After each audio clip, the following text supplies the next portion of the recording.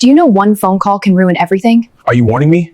Or scaring yourself with a lie? I'm not lying. I feel unsafe right now. Feeling afraid isn't proof, and fear can destroy lives. If I say I'm in danger, they have to come. And if you're wrong, who pays when words become a sentence? So I should stay quiet and take the risk? No, you should pause before fear turns into a weapon. What if the most dangerous weapon in America today isn't a gun, but a lie spoken in fear? Imagine this.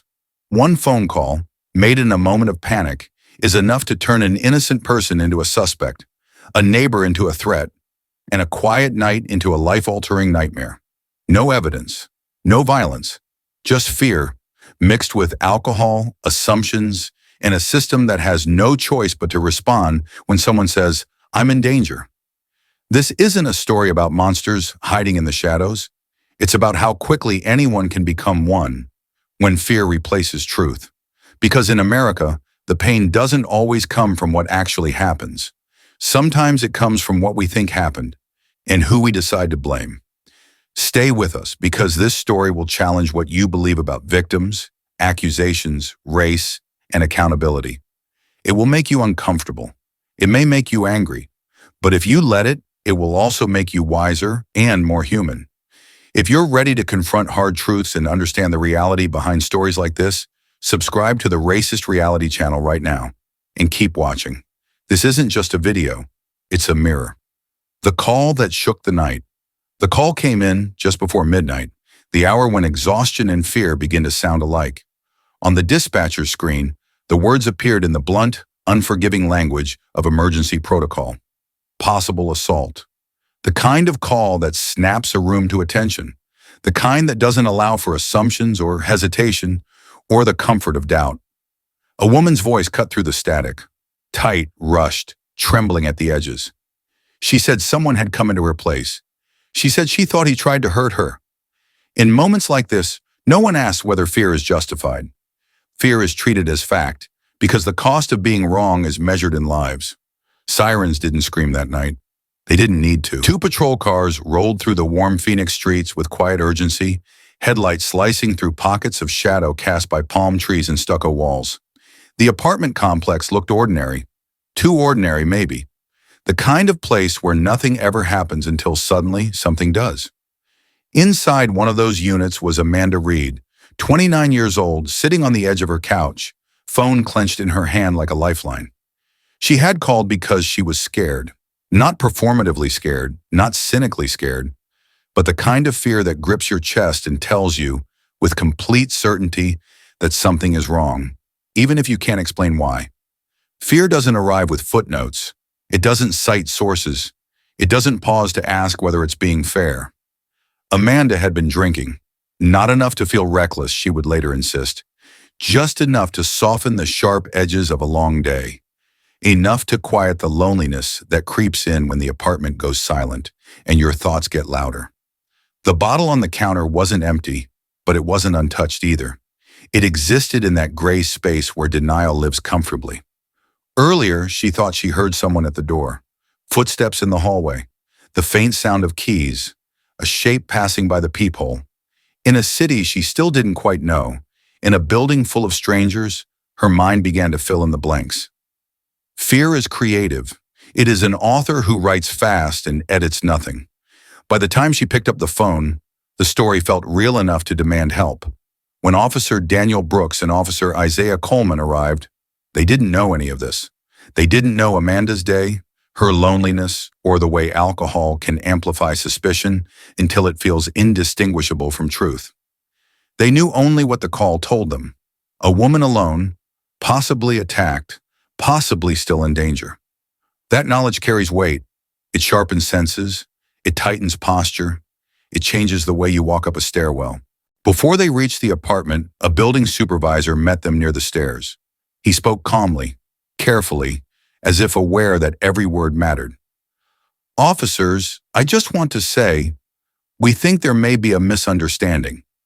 Misunderstanding is a dangerous word when someone has said they were attacked. It can sound like dismissal. It can sound like disbelief.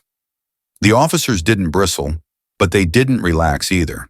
The supervisor explained that another resident, Marcus Hill, 34, had just moved into the unit across the hall. Boxes, keys, first night in a new place. According to him, Marcus had been entering his own apartment when Amanda became upset, accusing him of trying to break in. No forced doors, no screams, no visible disturbance. The officers exchanged a brief look. Not skepticism, responsibility. Because here is the truth that rarely makes it into headlines. Police are not allowed to choose which version of events they like better. They are obligated to investigate the worst possibility first. If they leave and someone is hurt later, the failure belongs to them. So they climbed the stairs. Amanda opened the door after a pause that felt longer than it was. She stood barefoot, shoulders tight, eyes glassy. The apartment behind her was dim, the TV off, the air heavy with that quiet stillness that can feel suffocating when you're alone and afraid. The bottle sat on the counter in plain view, not hidden, not flaunted, just there. "Ma'am," Officer Brooks said gently, his voice measured, practiced. "We're here because of your call. Are you okay?" She nodded, then shook her head, then nodded again. Her words came out uneven. "I was scared. I am scared." And in that moment, there was no lie in her voice. Fear had done what fear always does. It made her the center of the universe. Everything else faded, context blurred, nuance disappeared. The world narrowed to a single pulsing concern. Me, right now, in danger. The officers stepped inside not because they assumed a crime had occurred, but because you don't investigate a possible assault from the hallway. They asked her to tell them what happened. Not pointed questions, not accusations, just an open invitation to speak. She started to explain, but her story wandered. It touched on the bottle, on how little she had actually had to drink, on how strange the night felt. When Officer Coleman asked the most basic question, how much she'd had, she waved it off. Barely opened it. It's a phrase officers hear often, not because people are evil, but because self-awareness erodes under stress and alcohol. The question wasn't about judgment. It was about competency, memory, reliability, the ability to distinguish fear from fact. Amanda bristled when she sensed scrutiny. "Why am I being questioned?" she asked. It's a fair question, emotionally, but legally it misunderstands the moment. Calling 911 doesn't summon comfort alone. It summons a process. It invites the state into your space with a mandate to figure out what is real, not just what feels real. That mandate can be uncomfortable. It can feel invasive, but it exists to protect everyone involved, including the person making the call. Officer Brooks explained this calmly. "You called us. We need to understand what happened." The pain in Amanda's face wasn't about being caught in a lie. Not yet. It was about a deeper discomfort. The realization that fear, once shared, doesn't stay private. It becomes subject to examination. Outside, across the hall, Marcus Hill was inside his new apartment, surrounded by boxes he hadn't unpacked yet. A man beginning something ordinary, moving in, settling down, trying to make a place his own. He didn't know his name was being spoken. He didn't know fear had chosen him as a character in a story he hadn't agreed to be part of. This is where the story's weight truly begins to press down, because fear doesn't just hurt the person who feels it. When fear is acted upon without clarity, it can reach across hallways, across skin color, across lives, and leave damage behind it never intended to cause. Amanda wasn't thinking about that yet. She was thinking about how exposed she felt. The room seemed too small. How the officer's calm questions felt to her like doubt. Pain has a way of making us defensive. It tells us we're being attacked when we're being examined. It whispers that we must protect ourselves at all costs, even if protection means bending the truth. The officers were still patient, still listening, still giving her space to be a victim if a crime had truly occurred. No one was in handcuffs. No one had raised their voice. No one had decided anything yet, but the night had crossed a threshold. Fear had been spoken aloud. Authority had arrived, and somewhere between them, the truth, fragile, complicated, human, was about to be tested. This is not a story about monsters hiding in the dark. It is a story about what happens when fear outruns facts, when pain goes unexamined, and when the systems meant to protect us are forced to navigate the mess we create, when we confuse what we feel with what is true, and it is only the beginning. The first crack in the story, truth rarely announces itself with force. More often it enters quietly, almost apologetically, like someone clearing their throat at the edge of a room already full of noise.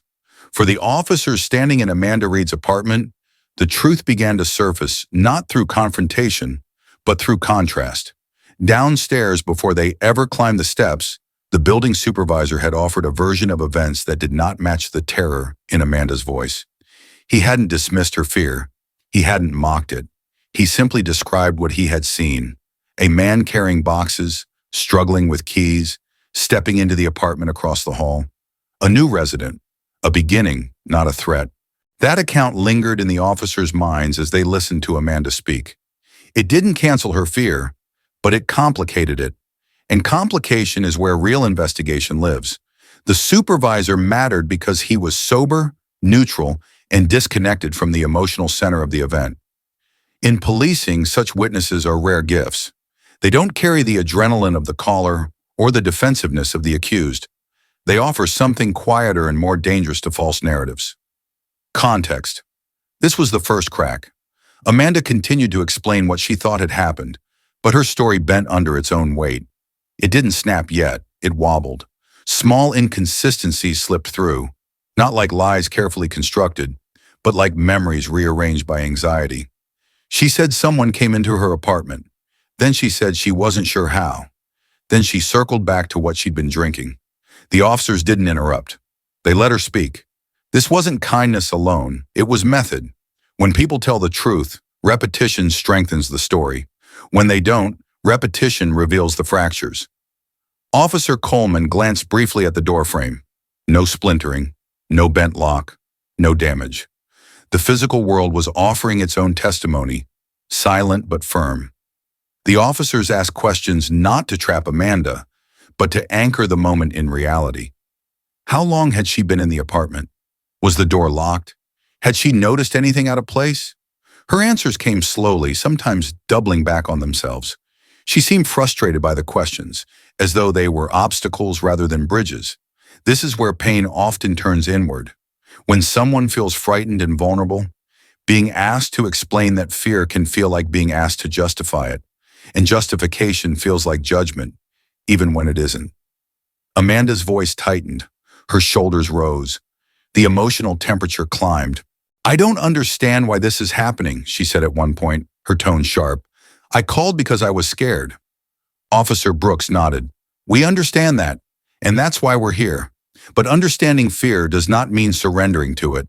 The first true rupture in Amanda's story came when the conversation returned to the man she believed had entered her space. The officers needed a description, not because they wanted to accuse someone, but because descriptions are how investigations move forward. Without them, there is no search, no verification, no protection for anyone. She hesitated. At first, it seemed like a shock. Trauma can do that. It can make words disappear. But this hesitation had a different texture. It wasn't emptiness, it was avoidance. "He was tall," she said. "Really tall." "How tall?" "Like 6 foot, maybe 6'5". The number hung in the air, oddly precise for someone claiming confusion. "And what else?" Officer Brooks asked. "Hair? Clothes?" Amanda looked away. I don't want to say." The room shifted. This is a moment that matters, not because it proves guilt or innocence, but because it reveals focus. A person who believes they were almost attacked is usually desperate to be specific. They want the danger named, defined, and contained. They want the person found so they can feel safe again. Amanda, instead, seemed more concerned with what naming the man would mean than with finding him. This is where the story began to tilt from fear towards something more complicated. The officers pressed gently. They asked again, not louder, not harsher, just clearer. "What do you mean you don't want to say?" Amanda swallowed. "You are the way you are," she said, gesturing vaguely, "and I am the way I am." It was a sentence full of implication and empty of information. The pain in that moment wasn't just procedural, it was human. Because buried inside that sentence was a recognition that race was about to enter the room. Not as a description, but as a fear of consequence. America carries this tension everywhere. It lives in our conversations, our silences, our hesitations, the fear of saying the wrong thing, the fear of being seen as the wrong kind of person, the fear of being accused of prejudice, even when trying to describe reality. But refusing to describe someone because of how it might sound does not make a situation safer. It makes it murkier. And murkiness is dangerous, especially when police are involved. Officer Coleman asked plainly, without accusation, "Are you able to describe his race?" Amanda's face tightened. "He was of color." The phrase landed awkwardly, like a word chosen not for accuracy but for insulation. "Okay," Officer Brooks said. "What do you mean by that?" She bristled. "I don't know the proper terms." This wasn't ignorance, it was anxiety. Anxiety about optics, anxiety about being recorded, anxiety about how this moment would look if it were replayed, judged, dissected. What Amanda didn't seem to realize yet was that the camera wasn't her enemy. It was her witness. If something had truly happened, it was the strongest ally she had. But fear had narrowed her vision. Outside, Marcus Hill remained unaware that he was being described, redescribed, and half-described. A man across a hallway, reduced to a shadow in someone else's fear.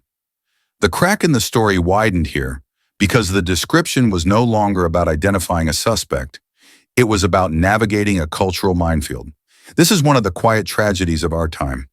When race becomes a barrier to truth rather than a detail within it. When people feel trapped between honesty and fear of judgment. When silence feels safer than clarity. The officers did not rush to conclusions. They did not accuse Amanda of lying. They noted the hesitation. They noted the vagueness. They noted the mismatch between her fear and her reluctance to help them address it. Their skepticism wasn't emotional. It was procedural. And this matters. Skepticism in policing is not cruelty. It is a responsibility. It is the discipline of refusing to let feelings alone dictate outcomes that can change lives forever. Amanda's frustration grew. She felt unheard, even as she was being listened to. She felt doubtful, even as the officers continued to give her space. Pain does that. It makes us believe that anything short of immediate validation is rejection. But validation without verification is not justice. It is a theater. This part of the story hurts because it shows how easily fear can slip into something more dangerous. Not malice, not hatred, but carelessness. The kind of carelessness that doesn't intend harm, yet creates it anyway. Amanda didn't want anyone hurt. Not herself. Not even the man across the hall, if she was honest. What she wanted was relief, safety, the reassurance that her fear meant something, but fear alone cannot be the foundation for accusation. The first crack in the story was now visible to everyone in the room. It wasn't loud, it wasn't dramatic, it was subtle, and because of that, far more powerful. From this point forward, every answer would matter more. Every contradiction would carry weight, and every attempt to avoid clarity would push the truth further out of reach. The night was no longer just about what Amanda felt, it was about what could be proven. And that distinction between feeling and fact is where so many human conflicts are born. It is where misunderstandings turn into charges, where fear becomes force, and where the consequences ripple far beyond a single apartment into lives that will never be the same. This is not the moment everything fell apart. It is the moment everything began to matter. When fear finds a target, fear, when left unnamed, looks for somewhere to land. By the time the officers stepped out of Amanda Reed's apartment and into the narrow hallway, the air felt heavier, not with certainty, but with implication. The story had not collapsed. It had narrowed. And when stories narrow under pressure, they often point somewhere specific. Across the hall behind a closed door, Marcus Hill was still unpacking his life. Cardboard boxes lay open like unfinished sentences. A framed photo leaned against the wall, waiting for a nail that hadn't yet been found. His phone buzzed on the kitchen counter, a reminder from his sister asking if he'd settled in okay. He hadn't answered yet. He wanted to finish one thing before moving on to the next, a habit learned from years of having to prove steadiness in places that expected chaos from him. Marcus was 34 years old, an age old enough to know patterns, young enough to still believe he could outwork them. He had moved into the building 2 days earlier, choosing it because it was quiet, affordable, and close to his job at a logistics company downtown. He liked the idea of walking home after late shifts, of knowing the streets by muscle memory. He liked routine. Routine felt safe. When the knock came, it wasn't loud. It wasn't aggressive.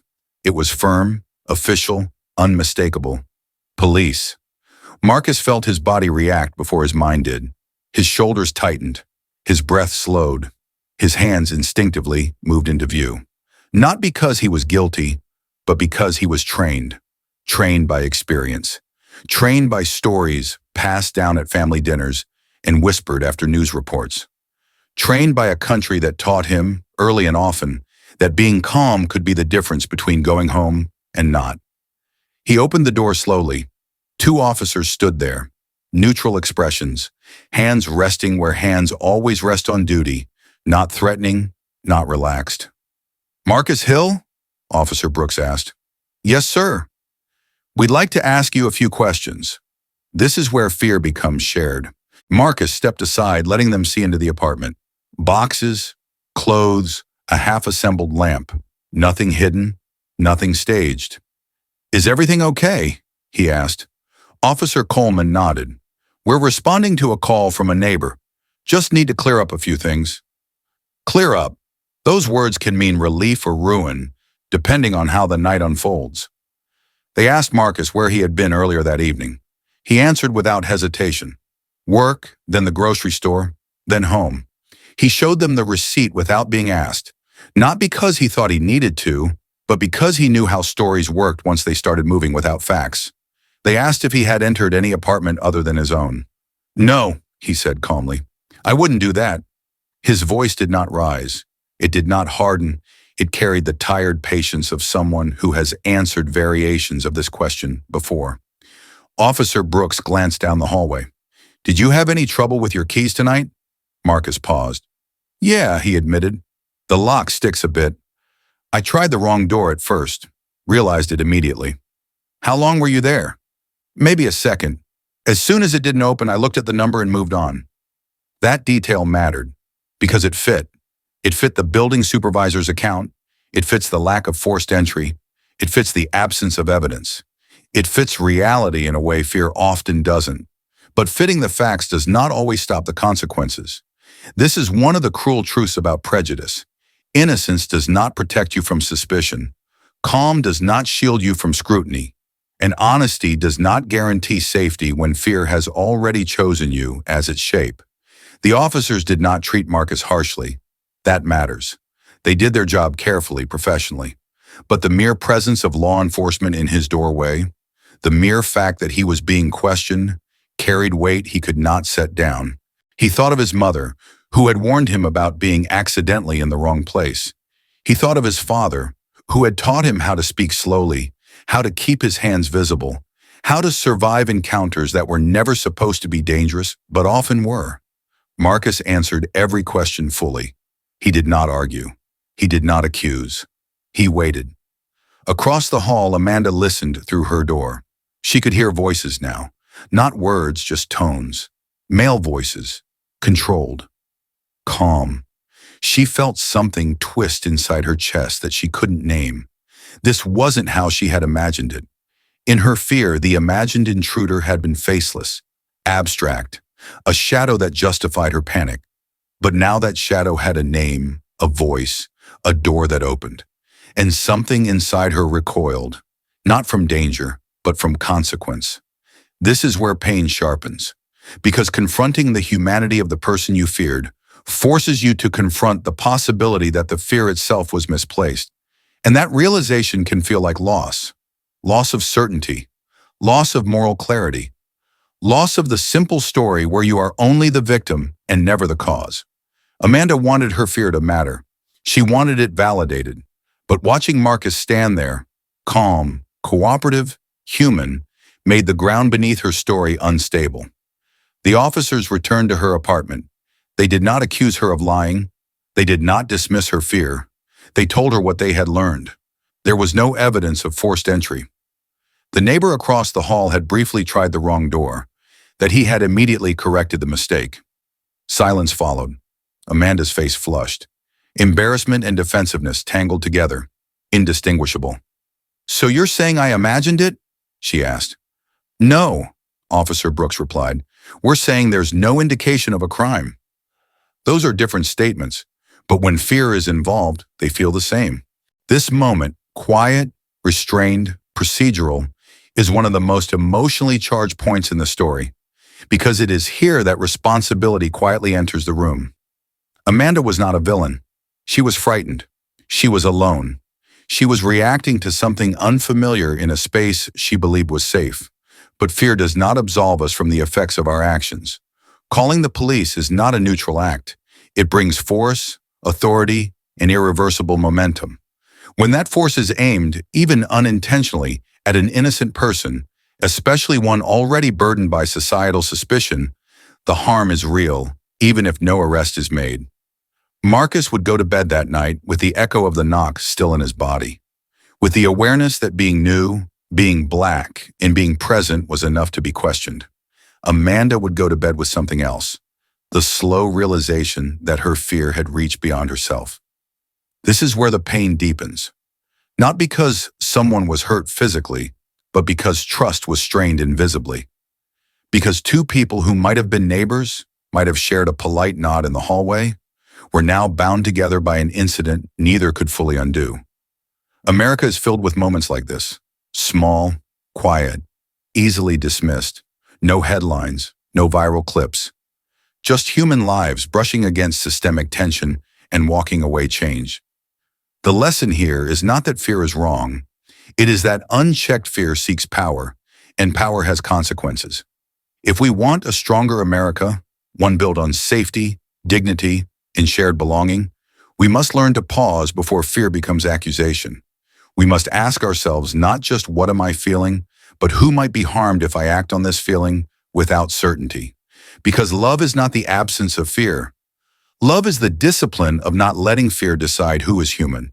And in that hallway, between two closed doors, that lesson hovered, unspoken, unresolved, waiting for what would come next. The weight that lingers the police left without sirens. No doors were slammed, no voices were raised, no one was handcuffed or taken away.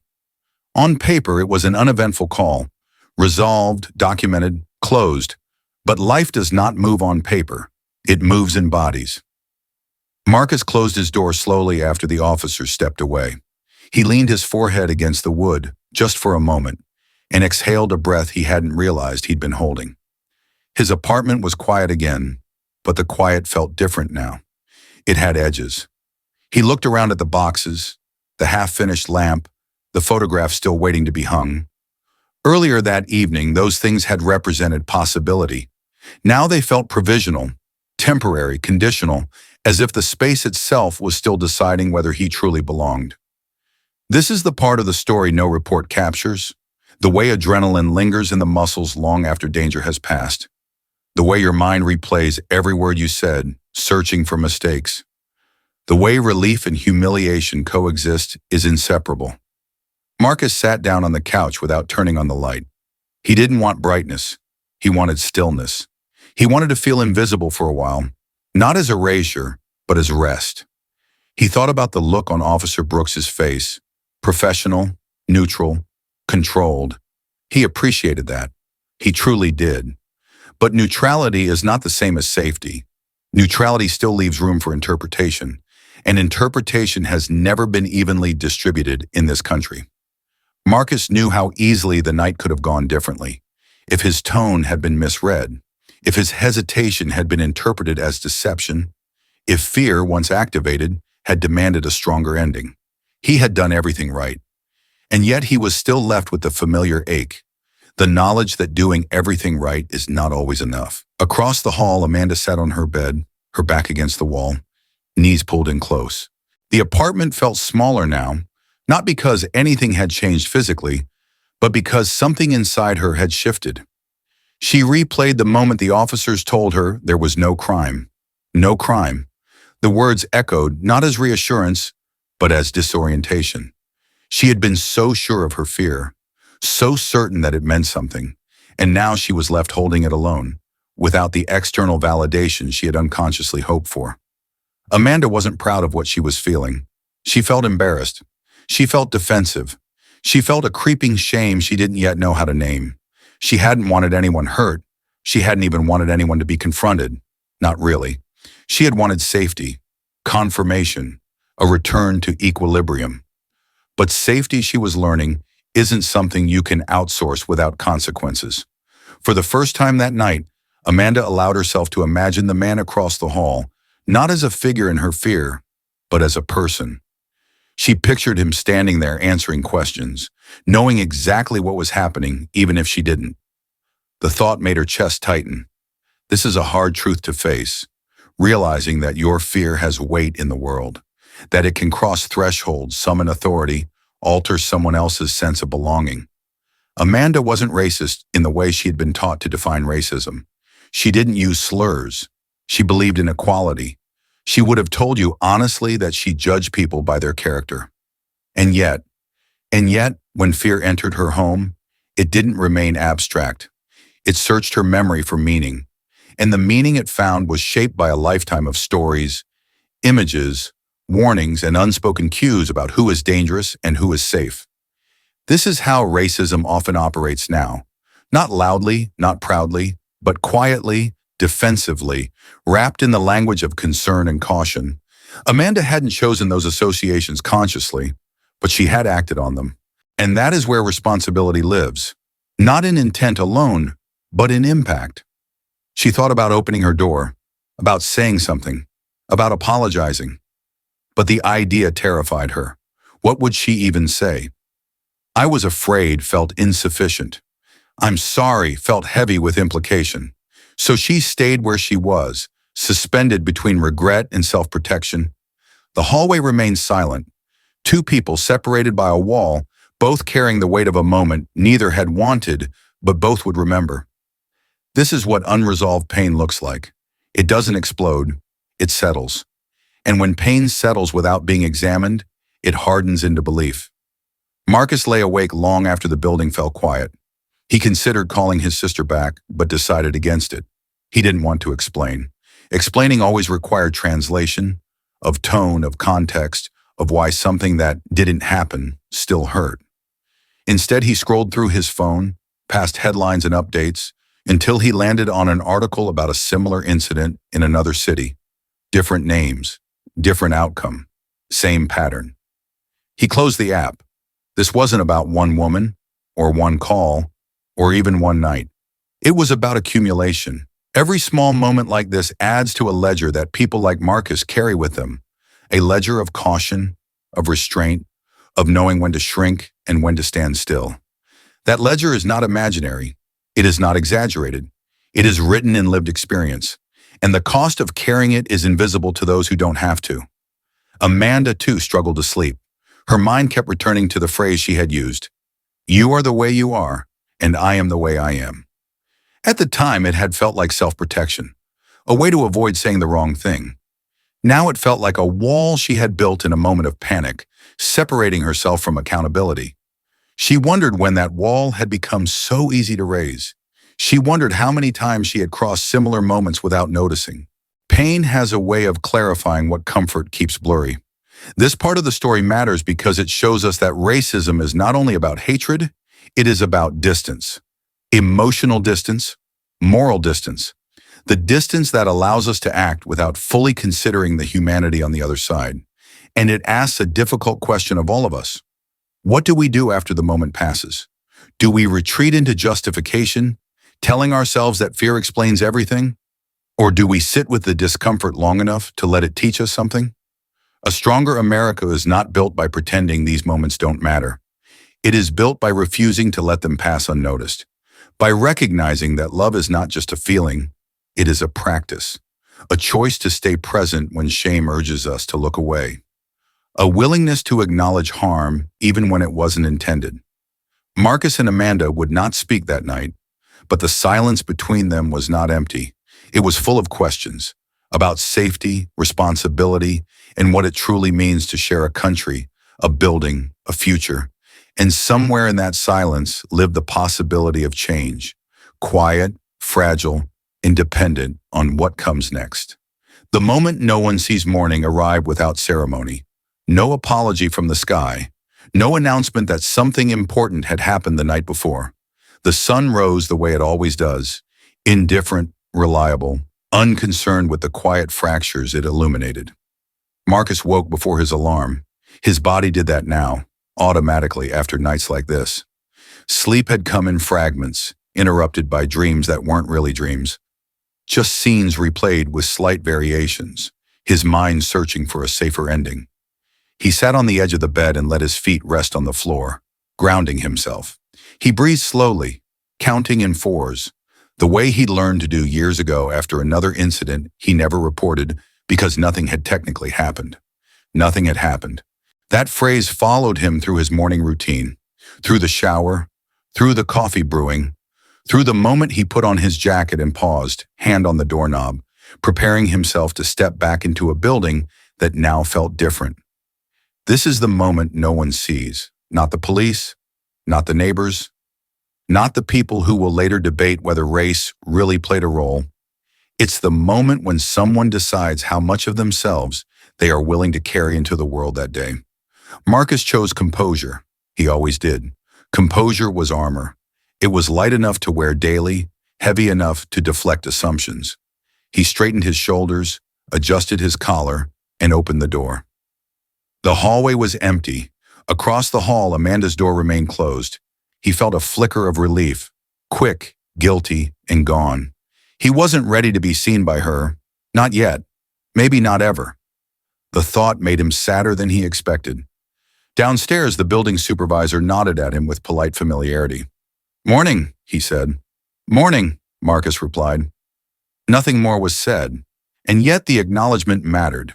It reminded Marcus that he existed in more than one version, that not everyone saw him as a question mark. He stepped outside, letting the city take him back into its rhythm. Cars, footsteps, voices overlapping. The world didn't stop for private reckonings. At work, Marcus focused on tasks that rewarded precision. Numbers behaved predictably. Schedules made sense. There was comfort in systems that didn't second-guess him.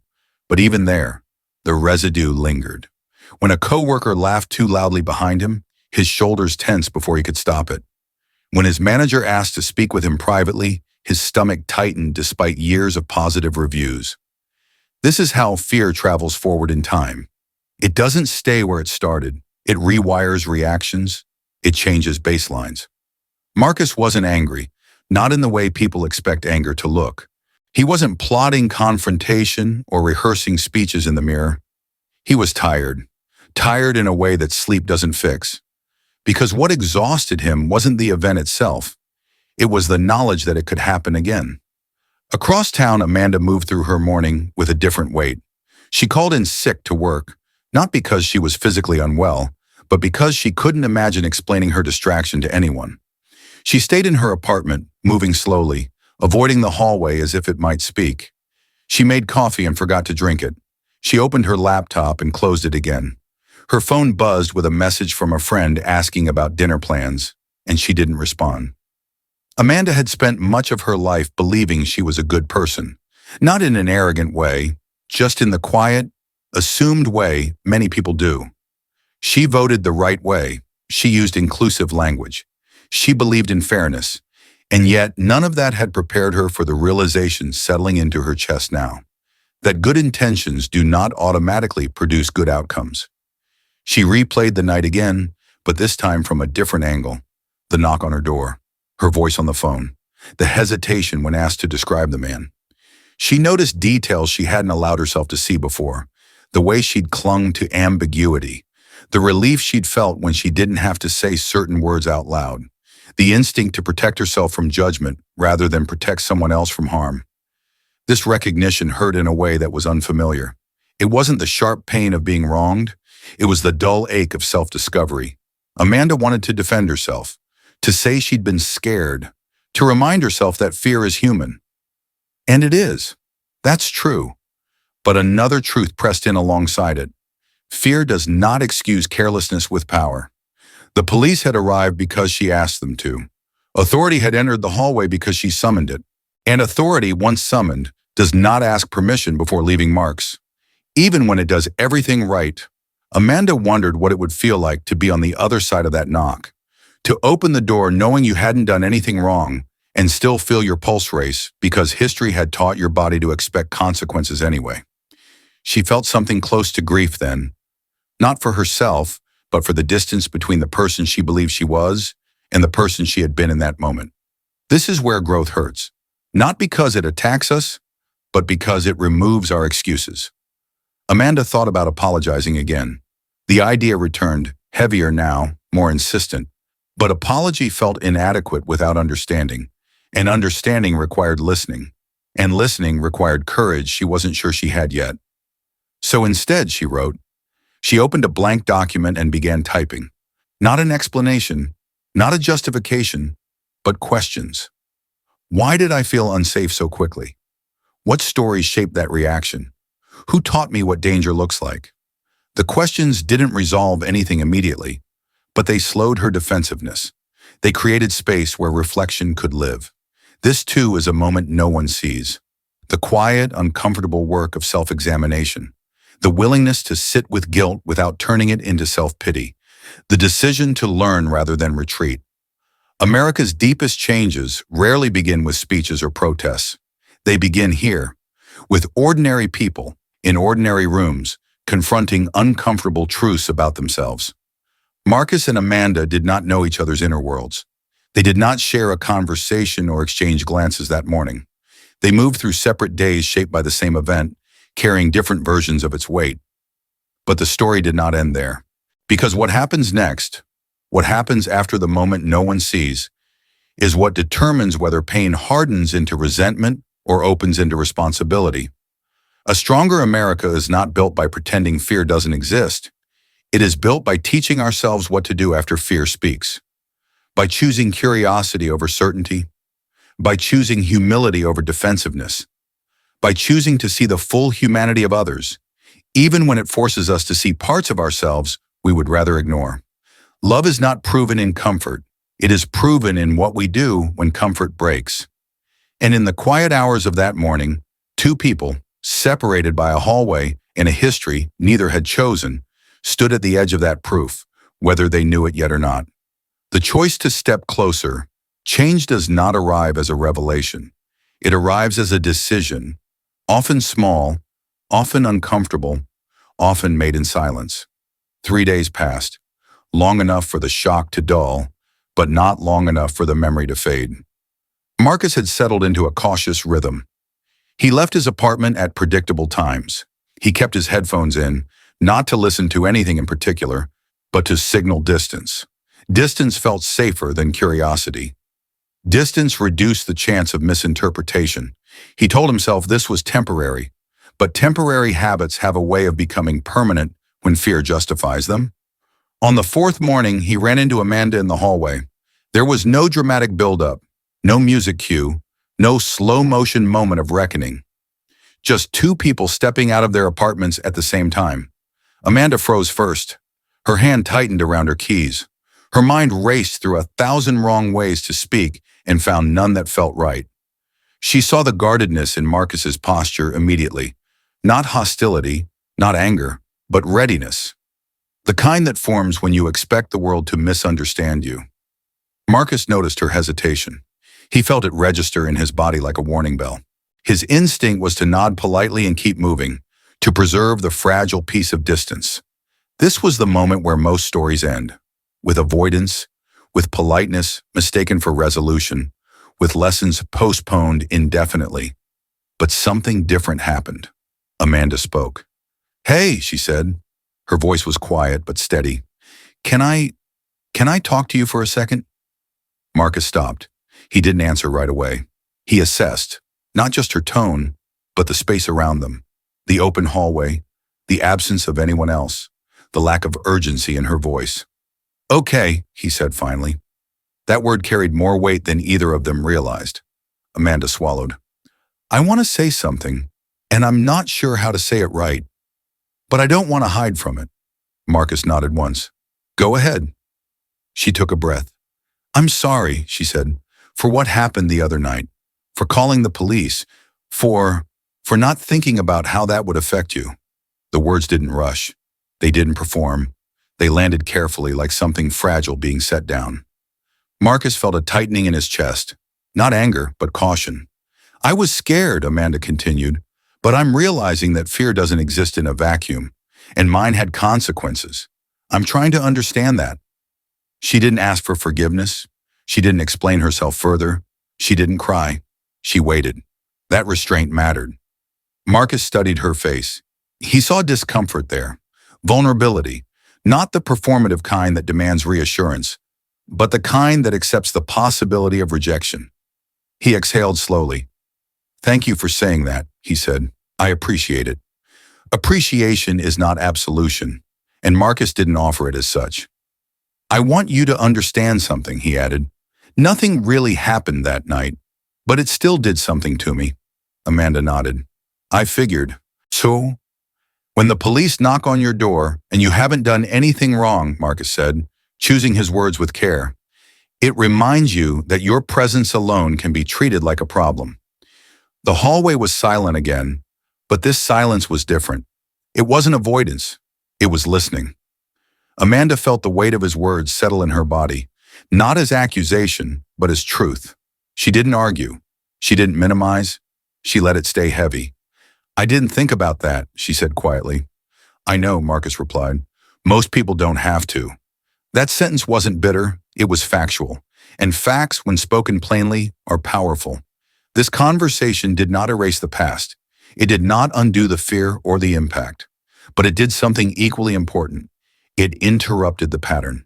Because racism does not survive confrontation with honest human connection. It survives silence, distance, and denial. They talked for a few more minutes. About the sticky lock, about moving in, about nothing important, and everything important at once. When they finally parted, it wasn't with relief. It was with responsibility. Marcus walked down the stairs feeling something unfamiliar alongside his caution. Lightness. Not because the harm had vanished, but because it had been acknowledged. Acknowledgement is a form of respect, and respect is the beginning of repair. Amanda returned to her apartment and closed the door behind her, leaning against it just as Marcus had days earlier. But her breath came easier now. She knew this conversation didn't make her one of the good ones. There was no moral shortcut through discomfort. There was only continued effort. But she also knew this. She had chosen to step closer instead of backing away. That choice matters. This is the lesson that too often gets lost in conversations about racism in America. We focus on extremes, on villains and heroes because they're easier to categorize. But most harm is caused, and most healing has begun, by ordinary people in ordinary moments deciding whether to retreat or engage. A stronger America is not built by pretending we are colorblind. It is built by being impact aware, by understanding that fear, when filtered through history and power, does not land evenly, by recognizing that calling for help is not a neutral act when the systems responding carry unequal risks, by choosing humility over defensiveness when those realities are pointed out. Love in this context is not sentimental, it is courageous. It is the courage to say, I didn't know, but now I do. It is the courage to listen without needing to be absolved. It is the courage to act differently next time. Marcus and Amanda would not become close friends. This was not a movie ending. They would exchange polite greetings, occasionally brief conversations. And that was enough, because the goal was never intimacy, it was dignity. And dignity, once extended, once received, changes the texture of shared spaces. It makes hallways feel less like borders and more like bridges. This is how America grows stronger. Not all at once, not perfectly, but one honest conversation at a time. The weight of accountability. Accountability is not the same as punishment.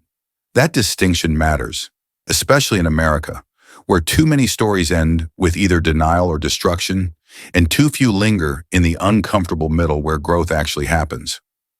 For Amanda, the days following the arrest felt unreal, like she was watching someone else's life from the wrong side of glass. The charges were not abstract ideas. They were words printed on paper, dates circled on a calendar, a court appearance that did not care about her intentions, only her actions. Misuse of emergency services, disorderly conduct, public intoxication, resisting arrest. Each one carried weight.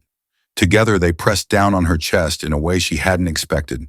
Not because she believed she was evil, but because she could no longer hide behind the idea that harm requires malice.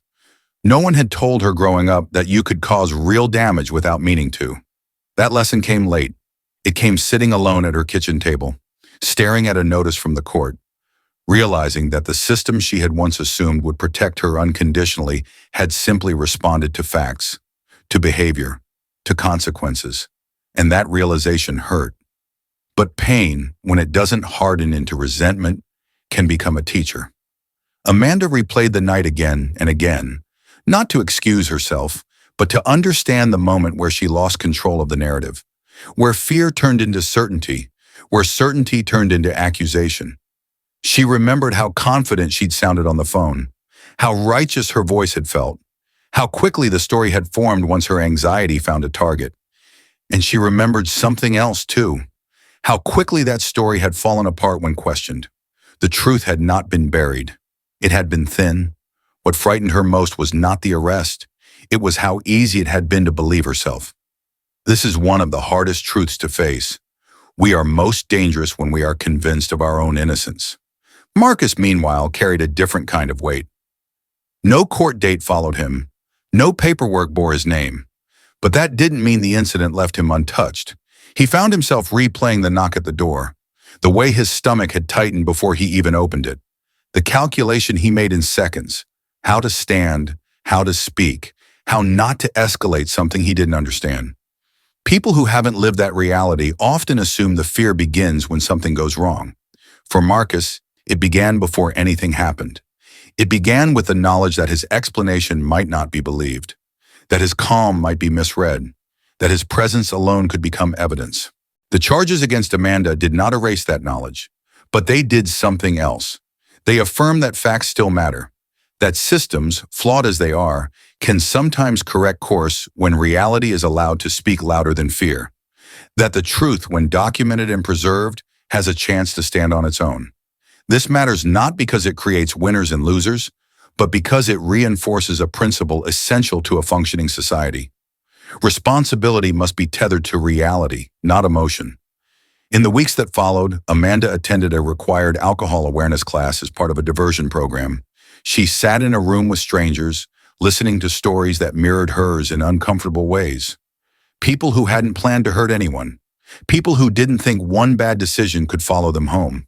People who believed the night would simply end, but it hadn't. What struck Amanda most was how often race entered those conversations. Not as ideology, but as impact. People spoke about how different their outcomes might have been under different circumstances, how assumptions changed responses, how fear could escalate differently depending on who it was attached to. For the first time, Amanda didn't feel defensive when she heard those things. She felt responsible. Responsibility is heavier than guilt, but it is also more useful. Guilt says, I feel bad. Responsibility says, I will act differently. America does not need more shame. It needs more responsibility. Marcus made his own choice during this time. He attended a community forum hosted by the apartment complex, something he might have skipped before. It wasn't labeled as a racial dialogue. It was framed as a safety and communication meeting. But beneath the neutral language was something more important, a shared space. Residents talked about misunderstandings, about fear, about the thin walls between private lives and public assumptions. When Marcus spoke, he didn't accuse. He didn't generalize. He told his story plainly. I moved here to start fresh, he said, and within my first week, I was treated like a threat without being asked who I was. There was no anger in his voice. That more than anything held the room. People listened differently when they weren't being attacked. Amanda didn't attend that meeting, but she heard about it later, heard that Marcus had spoken calmly, that people had thanked him, that some had apologized for things they hadn't realized they'd been carrying. That knowledge stayed with her, not as comfort, but as a reminder that harm ripples outward in ways we don't get to control. This is where the story demands honesty from us as a nation. We cannot keep pretending that accountability and compassion are opposites. They are partners. Holding someone responsible does not require hatred. Showing empathy does not require excusing harm. The officers who arrested Amanda did not do so with cruelty. They gave warnings. They offered chances. They explained their actions. And when the line was crossed, they acted, not to punish her identity, but to contain behavior that had become unsafe. That distinction is vital, because when we blur it, when we frame every consequence as persecution or every arrest as malice, we erode the possibility of trust on all sides. America fractures not just from injustice, but from the refusal to accept correction. Amanda's charges would eventually be reduced. She would pay fines, attend classes, move forward. But she would not forget the feeling of sitting across from a public defender, realizing how close she'd come to becoming someone else's trauma. Marcus would continue his life, build routines, make friends, feel safer, but never completely immune. That is also part of the truth. Progress does not erase history. It reshapes the future by acknowledging it. And the lesson here is not that Amanda was evil or Marcus was lucky. The lesson is that choices compound. Fear compounds when it is unchecked. Bias compounds when it is unexamined. But so does responsibility. So does humility. So does the courage to learn. A stronger America is not built by pretending these moments don't happen. It is built by facing them fully, by allowing accountability to do its quiet work, and by choosing again and again to respond to pain with growth rather than denial. This part of the story does not end with celebration. It ends with resolve. The kind that doesn't make headlines, but makes communities safer, more honest, and more human. What we choose to carry forward. Every story ends somewhere, but not every ending tells us what to do next. This one does, quietly, insistently, by asking a question that America keeps circling, but rarely sits with long enough to answer. Who do we become after the moment passes? Not when the sirens fade, not when the charges are filed, not when the headlines move on, but afterward, when no one is watching and the choices are ours alone. For Amanda, that question followed her into ordinary moments, standing in line at the grocery store, hearing a raised voice in a parking lot, feeling her heart speed up at things that once would have triggered suspicion instead of curiosity. She began to notice the space between stimulus and reaction. That space had always been there. She just hadn't used it. Now she did.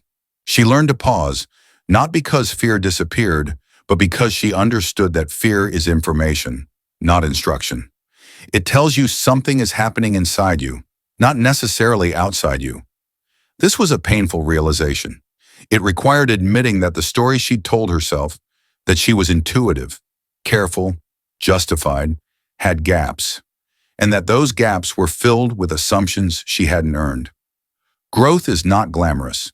It feels like embarrassment without an audience. It feels like catching yourself mid-thought and choosing a harder interpretation. It feels like responsibility when defensiveness would be easier. And it feels lonely sometimes because accountability does not come with applause. But it also feels grounding. For the first time, Amanda began to understand something that had always been abstract before. That loving your country does not mean assuming it is innocent.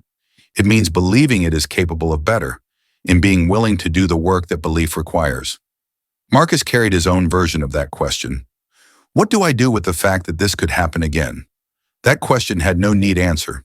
He did not suddenly feel fearless. He did not trust blindly. He did not tell himself comforting lies about how things are changing fast. What he did instead was more difficult and more powerful. He stayed open, not recklessly, not naively, but intentionally. He chose not to let one moment define every future interaction. He chose not to flatten individuals into symbols, even when history made that tempting. He chose to keep speaking plainly, living visibly, and occupying space without apology. That choice came with risk. But so does retreat. And Marcus understood something deeply American, in the best sense of the word, that democracy, like community, depends on participation, not just presence, but engagement. He volunteered at a local youth center, not to prove anything, not to perform virtue, but because being seen, human, complex, ordinary, was its own quiet act of resistance against the narratives that flatten people into threats. He didn't preach. He listened. He answered questions when they came. He corrected misconceptions when they mattered. He let silence stand when it didn't. This too is love, not loud or sentimental, but steady. And this is where the story turns outward, to us. Because the real power of this moment does not live with Amanda or Marcus alone. It lives in how we respond when we recognize ourselves in pieces of them. Most of us will never make a false emergency call. Most of us will never be handcuffed in a hallway. Most of us will never have police knock on our door for something we didn't do. But all of us live in a country where fear travels faster than facts, where assumptions feel safer than questions, and where pain, unexamined, gets passed down like inheritance. The temptation is to choose sides, to reduce this story to villains and victims, to declare who was right and who was wrong, and to move on with our sense of moral order intact. But that would miss the point. The deeper lesson, the one that actually builds something stronger, is this. America does not need more certainty. It needs more care. Care in how we interpret situations we don't fully understand. Care in how we wield systems that carry real power. Care in how we speak about one another when emotions are high and information is low. And above all, care in remembering that every accusation, every call, every reaction touches real human lives. Love in this context is not passive. It is the discipline of curiosity, the courage of restraint, the humility to admit when we don't know, and the patience to find out. When we choose love over fear, we are not ignoring danger. We are refusing to invent it. When we choose accountability over denial, we are not destroying people. We are preserving the possibility of trust. When we choose to help one another, to listen, to slow down, to see clearly, we are not being naive. We are being brave. A stronger America is not built by pretending race doesn't matter, nor is it built by seeing race everywhere and nowhere else. It is built by recognizing history without being imprisoned by it, by acknowledging harm without surrendering to hatred, by understanding that justice is not about humiliation, but about alignment with truth. This story ends not with resolution, but with responsibility. The responsibility to pause before we accuse, to listen before we react, to ask who might be affected by our fear, and whether that fear deserves the authority we're about to give it. If there is hope here, and there is, it lives in the ordinary decisions that follow extraordinary moments. It lives in hallway conversations that could have been avoided, in apologies that didn't demand forgiveness, in accountability that didn't seek applause. And it lives in us every time we choose to make this country not just louder or tougher, but kinder, wiser, and more just. That is how nations heal. Not all at once, not perfectly, but together. What this story leaves us with is not anger. It's responsibility. It reminds us that fear, when left unchecked, can turn ordinary moments into lasting harm, that assumptions can travel faster than the truth, and that the real strength of America is not found in who we blame, but in how we pause, listen, and choose one another anyway. A stronger America is built when we refuse to dehumanize, when we slow down before we accuse, when we hold ourselves accountable without hardening our hearts. It's built when we remember that behind every call, every uniform, every door, and every face is a human being, carrying history, vulnerability, and the same desire to feel safe and seen. If this story moved you, challenged you, or made you reflect, even uncomfortably, then it did its job. Let it be a reminder that love is not passive, unity is not automatic, and progress is something we practice every day together. If you believe in confronting hard truths to build a better future, subscribe to the Racist Reality channel and visit the channel to watch more videos that explore these real stories with honesty, depth, and humanity. Stay aware, stay compassionate, and keep choosing to build a stronger America, one conversation at a time.